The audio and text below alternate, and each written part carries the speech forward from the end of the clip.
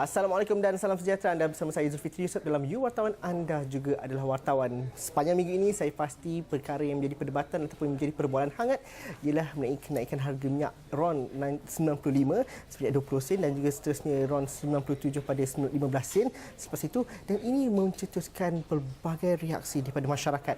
Dan bagaimana kita melihat dan masyarakat melihat antara kegusaran mereka ialah bagaimana teori dominan itu kenaikan harga barang-barang lain turut serta selepas kenaikan harga minyak. Itu nak kita bincangkan pada hari ini, bagaimana impak kepada pengguna dan akhirnya nanti untuk jangka masa panjang bagaimana kita dapat melihat pelarasan subsidi, rasionalisasi subsidi, bagaimana itu mungkin dapat kita perbincangkan dalam You Wartawan pada hari ini. Saya bersama dengan Datuk Paul Sevaraj merupakan Setiausaha Agung FOMCA. FOMCA sudah pasti ada reaksi daripada kenaikan harga minyak ini, tapi akhirnya nanti bagaimana kesannya kepada pengguna itu adalah satu perkara yang perlu dijadikan titik fokusnya sekarang, dan bagaimana kenaikan harga lain-lain tidak akan dapat dikawal secara mudah, sebegitu mudah. Reaksi daripada FOMCA sendiri bagaimana? Sebenarnya secara pengguna rasa tidak berpuas hati sebab mungkin ada rasa kenaikan itu terlalu tinggi ya, dan secara mengejutlah ya, dan kesan dia secara terus ialah melalui pengangkutan. Jika kita ada kereta, sudah tentu kita kena belanja lebih. Tapi oleh kerana petroleum ialah satu produk yang dari segi pengganda dia multiplier effect dia tinggi. Bermakna kita takut bahawa kesan dia akan kepada semua barang dan perkhidmatan. Ya. Dan walaupun jaminan diberi bahawa kenaikan hanya berpoin 1%, kita rasa mungkin lebih daripada itulah. Dan satu surat khabar telah menyatakan bahawa teh tarik pun dah naik 20 sen. Baru 2 hari, belum ada apa lagi ya. So mungkin kesan dia secara menyeluruh kepada kepentingan pengguna, dan akan ada kesan kepada semua. Tetapi saya rasa yang miskin dan terpinggir akan rasa lebih daripada yang lain lah. Okey, Datuk, saya nak berbincang lebih lagi perkara itu, tapi mungkin kita dapatkan dulu reaksi daripada masyarakat ataupun rakan-rakan You Wartawan yang sempat ditemu bual. Apakah reaksi mereka? Apakah mereka berkongsikan aspirasi atau perkara yang sama dengan apa yang kita bincangkan? Kita saksikan dahulu package ini. Ada kesan juga lah, sebab 2 kupang pun walaupun naik pun rasa kalau ketara dia tu. So, biasa kalau kita isi 20 tu kan, boleh pergi sampai 100 km lebih kan. Ini tak sampai, memang terasa sikit lah. Bila minyak naik harga, dia akan membuatkan satu domino effect di mana kenaikan harga berantai, bukan saja harga minyak tetapi juga harga barangan, harga pengangkutan. Sebagai contoh, harga pengangkutan barang kargo, pengangkutan awam juga akan meningkat. Since saya setiap hari naik bas, public transport, pergi sebab saya sekarang intern. So macam efek lah. Kalau sehari bayangkan 4 ke 5 ringgit bayangkan sehari. So kalau dalam sebulan mungkin dalam 100 and plus. So kalau saya setakat yang student intern ni pun efek juga kan. Even intern pun ada allowances, bukannya tak banyak sangat.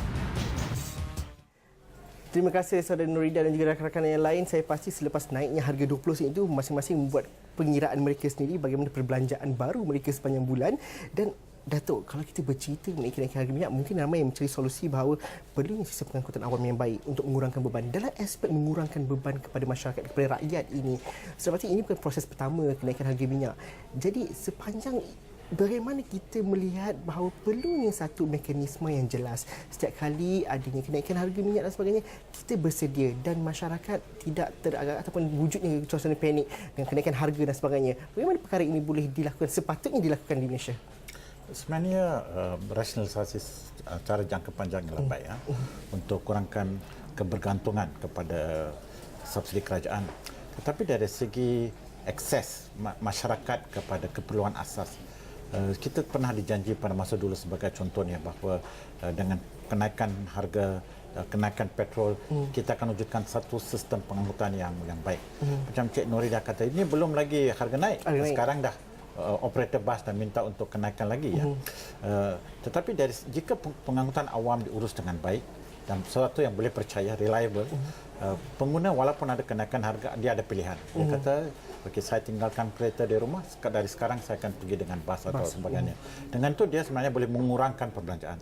Tetapi oleh kerana sistem dia tidak begitu baik, kita terpaksa guna juga kereta kita, ya. Dan ini bermakna kita kena menanggunglah suatu kos yang lebih. Dan ini kerana ini ialah kerana sistem itu tidak baik. Tetapi setiap kali kita dijanji bila kenaikan harga akan, kita tak nampak perubahan itu. Dan saya rasa ini yang menjadi satu masalah kepada masyarakat. Setiap kali naik, tetapi dari segi kesan kebaikan, dari segi kesan kebajikan pengguna tidak dapat kita lihat secara nyata. Dan satu lagi ialah, sebenarnya bila kita katakan naik, sistem itu sudah ada supaya ada choice.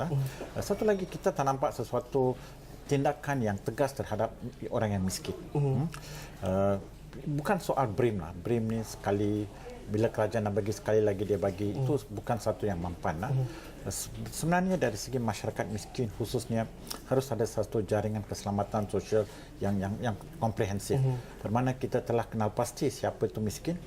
Kita ada satu kriteria sebagai contoh, dan golongan ini dijaga dengan pelbagai subsidi. Golongan ini harus kita berlindung dari segi makanan ke pengangkutan ke pendidikan, perumahan dan sebagainya. Golongan ini kita harus jaga dengan subsidi. Dan oleh itu, jika ada kenaikan harga, golongan ini masih beban dia tak berapa lah, Tak kurang terkesan terus. tak berapa lah, walaupun mungkin sikit. Tetapi sekarang oleh kerana social net itu tidak ada, mereka lah yang akan rasa. So mekanisme mesti ada sebelum kita katakan, seperti saya katakan, rasionalisasi dan sebagainya.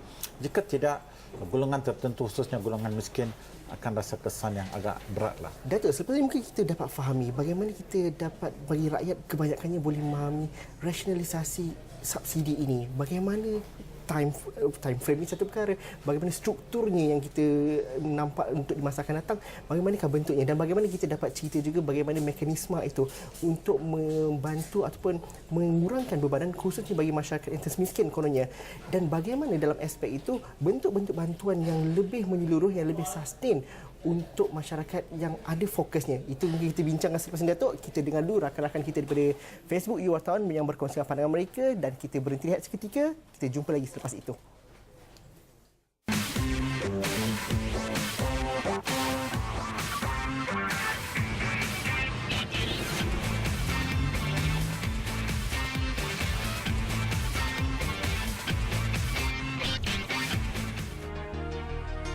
Semua terkesan dengan kenaikan harga minyak. Tak semua menikmati BRIM. Bila harga minyak naik, harga barang pun turut naik. Tiada makna naikkan BRIM sebab kenaikan kos sara hidup tak setimpal dengan jumlah BRIM.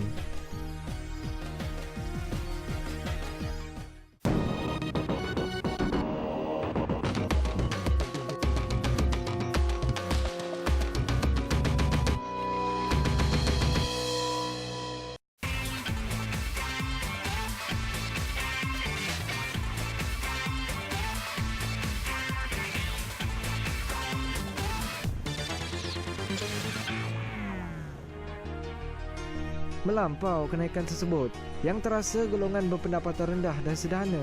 Kenaikan menambahkan beban kewangan. Mana nak bayar bil, rumah, kereta yang perlu dibayar setiap bulan. Kini kenaikan minyak yang melampau. Pekerja swasta bukan seperti kaki tangan kerajaan. Banyak kelebihan. Kena fikir pekerja swasta dan penduduk kampung sama. Terima kasih atas pandangan itu. Jika anda mungkin mahu berdebat dan sebagainya, teruskan bersama kami di Facebook You Wartawan. Mungkin anda boleh tinggalkan komen anda di situ. Datuk, bagaimana kita dapat memahami rasionalisasi subsidi ini untuk jangka masa panjang? Kerana perkara ini mungkin sudah banyak diperbahasakan. Tapi di kalangan rakyat, apabila harga itu naik, sudah pasti perkara pokoknya itu, perbincangan itu adalah kenaikan itu. Bagaimana ini dapat dilihat untuk jangka masa panjang, Datuk? Sebenarnya sebelum tindakan seperti ini diambil, kerajaan harus menyediakan minda rakyat. Dan saya rasa itulah kelemahan. Sebenarnya ramai, untuk kebanyakan orang jika harga naik, dia akan salahkan kerajaan. Sebenarnya itulah pasaran. Tetapi tanpa sesuatu pendidikan pengguna yang berterusan, di mana pengguna memahami pasaran, memahami kesan subsidi kepada masyarakat dari segi jangka panjang dan jangka pendek, apakah duit itu akan digunakan dan sebagainya. Dengan itu mereka akan bersedialah dari segi jika sesuatu ini berlaku. Akan tetapi jika sesuatu ini berlaku, baru kita nak bagi alasan seolah-olah kita nak justifikasi lah, ini mungkin susah diterima rakyat. Dan jika kita janji, jika kita kata duit itu akan digunakan untuk wujudkan satu social safety net, kita mesti kotakan janji itu. Itu baru meyakinkan rakyat.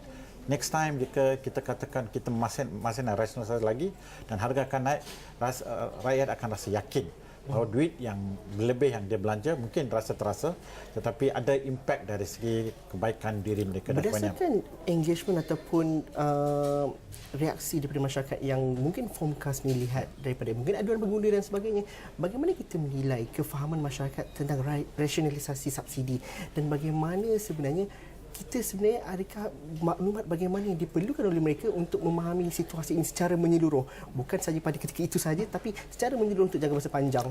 Sebenarnya Formca melalui pusat kajian kita, Consumer Research and Resource Center, telah mengadakan focus group dengan pelbagai kumpulan. Kita tanya mengenai kenaikan harga, subsidi dan juga GST. Dan untuk memahami apakah pandangan rakyat atau apakah persepsi rakyat tentang ini. Dan bagi kita jelas, ramai dari pengguna tidak beberapa faham tentang pasaran. Mereka rasa kerajaan yang menentukan harga. Dan dari segi subsidi pun bukan saja mereka kata subsidi sekarang ni banyak, dia kata lebih banyak barang harus diberi subsidi. Lebih tambah. Kerana mereka tidak faham dari segi kesan kepada ekonomi. Ya. So dari segi kefahaman rakyat tentang pasaran, tentang peranan kerajaan dan keterbatasan kerajaan. Sebagai contoh sekarang Kementerian kata harga makanan tidak akan naik lebih dari 0.1%. Adakah itu logik dari segi rakyat? Jika besok harga naik 20 sen atau 30 sen, sudah tentu maklumat itu tak betul. So maklumat seperti itu bila kita beri, kita harus pastikan betul lah. Jika tidak, jika kita kita meyakinkan rakyat harga tidak akan naik. Bila harga naik, itu akan hilang keyakinan rakyat. So walaupun akan ada kesan yang katakan menyusahkan, I think seberapa yang boleh kita harus terus terang lah. Ini adalah kesan. So bila itu berlaku pun rakyat walaupun sakit boleh terima sebab kefahaman ada kefahaman tu ada. Jika tidak, jika kita bagi satu yang terlalu optimis, walhal reality itu lain, itu akan mengurangkan lagi keyakinan kepada komunikasi. Dan saya rasa itulah bila komunikasi itu orang dah kurang percaya, credibility akan turun.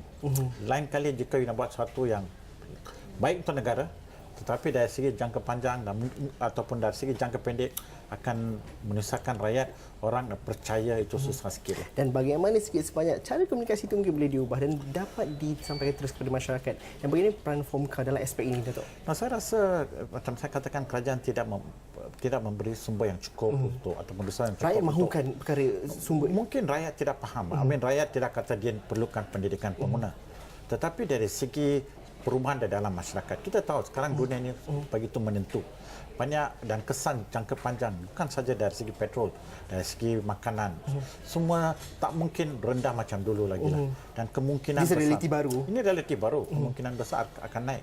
Dan bukan kerana tindakan kerajaan, tetapi sesuatu perubahan dunia sekarang ni. Itu realiti. Tetapi bagaimanakah kita menyediakan minda rakyat untuk menghadapi ini? Jika tidak, setiap kali kita kena buat satu, ada reaksi negatif, resistance dan sebagainya. Dan ini dan kerajaan jika dia kata dia tak mau, akan ada kesan jangka panjang kepada negara. So dinamik ini saya rasa tidak diberi keutamaan lah. Datuk, bagaimana kita dapat membincangkan dinamik itu dan bagaimana kita berhadapan dengan realiti baru ini? Kerana ini bukan masalah kita saja, tapi masalah global. Dan bagaimana mungkin cara komunikasi dan sebagainya itu mungkin dapat diperhalusi dan dapat kita perincikan selepas ini. Kita nak berhenti lihat seketika dahulu. Kita dengar dulu apakah reaksi daripada masyarakat dan juga mungkin kalau anda ada komen di Facebook dan sebagainya, teruskan bersama kami berkomunikasi dan juga berbincang di sana. Kita rehat sebentar, kita tengok dulu video ini.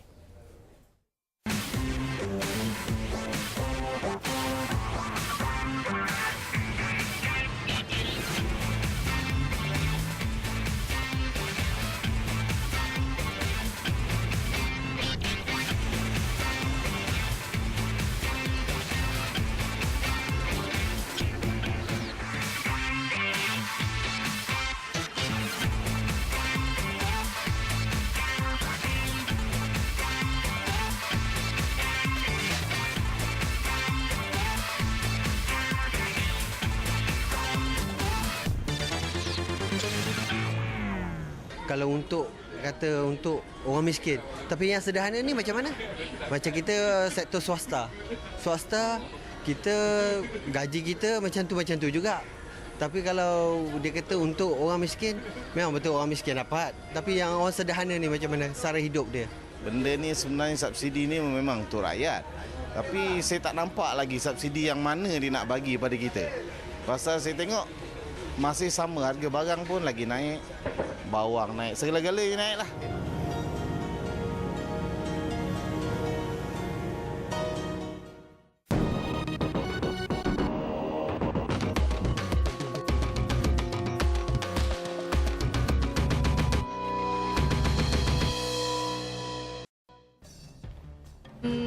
Kerajaan telah cakap dengan macam peniaga-peniaga,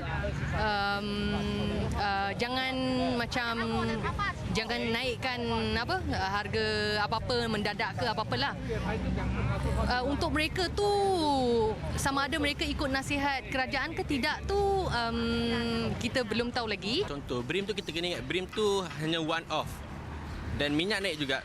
Macam seperti saya cakapkan tadi, bukan hanya minyak kan, dia berantai. Mungkin BRIM itu tidak mencukupi. Mungkin pihak kerajaan harus mencari satu mekanisme lain.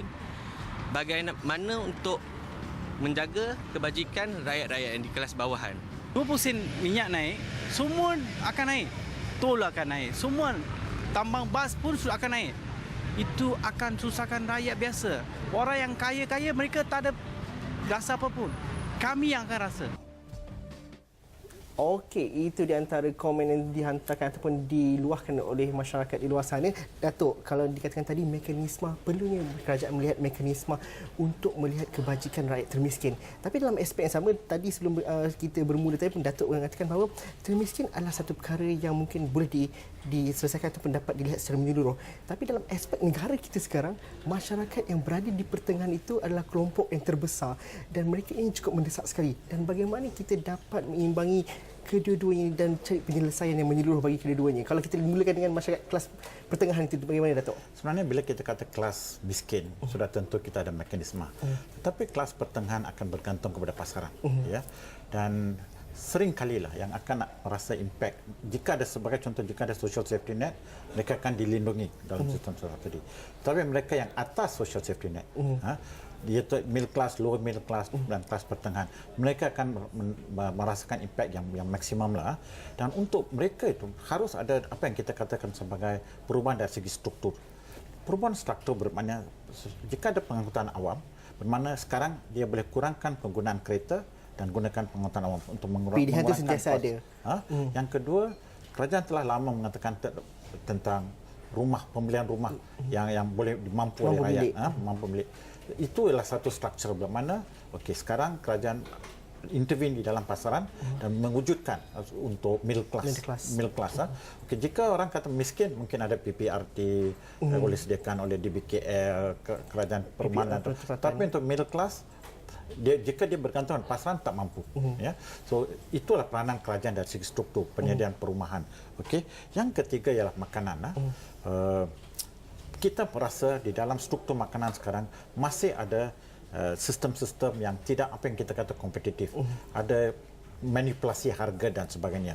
Dan kita minta kerajaan bertindak tegas melalui Competition Commission untuk memastikan supaya pasaran itu memang sebenar-benar bebas, sama ada melalui EP dan sebagainya. Sebab dengan manipulasi harga itu, kadang-kadang harga di pasaran adalah lebih dari sepatutnya. Jika pasaran dia bebas dan sesiapa pun boleh jual, boleh import, kita rasa harga akan turun. Tetapi itulah peranan kerajaan melalui competition untuk liberalisasi pasaran. So ini adalah perubahan struktur, bermakna kita melalui intervensi dalam pasaran cuba mengurangkan harga supaya kelas pertengahan mampu beli. Dan bagaimana kalau kita bercerita, BRIM disebut banyak kali, tapi akhirnya nanti dalam sebuah negara yang kita nak mencapai status negara maju, dan kalau kita lihat daripada contoh dengan model negara maju yang lain juga, skim bantuan untuk rakyat yang termiskin dan sebagainya, ianya seolah-olah holistik dan juga sustainable untuk jangka masa panjang. Dalam aspek itu, bagaimana kita nak menuju ke arah itu bahawa sebarang bentuk bantuan, sebarang bentuk subsidi dan juga bentuk inisiatif dan juga skim perlu dilihat strukturnya untuk jangka masa panjang, bukan setakat jangka masa one off dan sebagainya. Pandangan Datuk bagaimana? Sebenarnya itulah penting, walaupun negara maju dan kaya dan semana pun mesti ada satu social safety net. Itu penting. Jika tidak, orang di peringkat bawahan, orang miskin terpinggir akan menghadapi, kita nak mereka mengalami satu kehidupan yang minimal standard of living. Jika kita dapat kenal pasti dan masuk di dalam skim social safety net tu, maka peranan kerajaan adalah satu dari menyeluruh lah, komprehensif. Satu adalah dari segi makanan, mungkin food stamp dan sebagainya, tapi mungkin dari segi kesihatan mereka, akses kepada hospital awam, pendidikan anak-anak melalui bayaran sekolah atau sekarang free atau tuition dan sebagainya, supaya pada generasi akan datang at least dia boleh lepas dari cycle kitaran kemiskinan atau penghutan awam pun mungkin boleh mereka dapat subsidi. Bermakna ada satu fokus yang komprehensif untuk membantu dari segi sekarang dan juga membantu mereka untuk melepasi belenggu. That is more comprehensive. BRIM dan sebagai contoh is one off dan next payment kita tak tahu bila, berapa dan itu kita tak boleh perancang keluarga melalui itu tak ada mungkin perlu struktur dan mekanisme yang lebih jelas. One off short ni okey lah, tetapi dari segi menjaga secara komprehensif masyarakat di peringkat bawahan, I think we need satu yang lebih menyeluruh lah. Akhirnya nanti bagaimana kita memahami bahawa kenaikan harga dan juga rasionalisasi subsidi dan sebagainya ini adalah realiti baru pada hari ini, dan bagaimana kita berhadapan dengan realiti baru itu sudah pasti cara dan tindakan dan juga perubahan gaya hidup dan sebagainya perlu disesuaikan dan juga diselaraskan dengan realiti pada hari ini. Bagaimana kita dapat memahami realiti dengan harga pasaran yang mungkin akan semakin naik dan juga bagaimana perkara itu dapat kita bertindak sebagai pengguna. Perkara paling asas yang perlu kita fahami dengan realiti baru ini, bagaimana Datuk? Saya rasa jelas bahawa dari segi realiti baru dunia menentu, ekonomi dunia menentu dan kemungkinan besar harga makanan, petrol semua akan naik. Jadi realiti baru. Tetapi dari segi penyediaan rakyat itu yang penting. Rakyat harus memahami apakah subsidi, bagaimana harga ditentukan di dalam pasaran, apakah faktor yang mempengaruhi harga dan sebagainya. Itu ialah satu proses yang bukan one off tetapi berterusan menyediakan rakyat. Yang kedua, saya rasa pendidikan kewangan juga penting. Walaupun kita kata pekerja khususnya yang eksekutif gaji dia tak cukup untuk sekarang ni oleh kerana duduk di bandar mahal, tetapi jika melalui pendidikan kewangan, financial management, mungkin dia boleh kontrol sedikitlah supaya menghadapi. So, satu ialah pemahaman dari segi dunia, dari segi pasaran, dari segi peranan kerajaan, subsidi dan sebagainya. Oleh kerana jika memahami jika keadaan macam ini berlaku, dapat menjangkakan. Dia faham why, kenapa kerajaan buat dan apakah kesan kerajaan dan apakah kesan jika kerajaan tak buat. At least dia faham. Yang kedua, dia dapat menguruskan diri dia dari segi penggunaan, consumption, dari segi kewangan dia dengan lebih baik. Saya rasa itulah kita sediakan dari segi minda, dari segi sikap dan dari segi kemahiran untuk mengurus diri di dalam dunia ini. Jika tidak, dari segi fahaman tak ada pun masalah, dari segi skill tak ada pun. So you have to have a comprehensive education system dan saya rasa that is the way forward lah. Itu cabaran baru kita untuk menuju ke hadapan. Terima kasih Datuk kerana bersama kami dalam You Wartawan.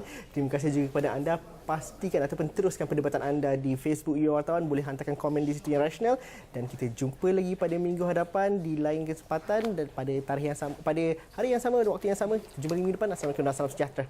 Thank you Datuk.